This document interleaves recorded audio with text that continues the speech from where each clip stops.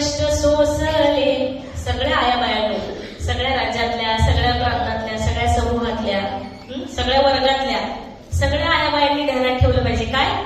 आया बायांनो ध्यानात ठेवा, कष्ट सोसले सोसले अपार, केला जीवनाचा उद्धार, केला जीवनाचा उद्धार, साहेबांचे उपकार.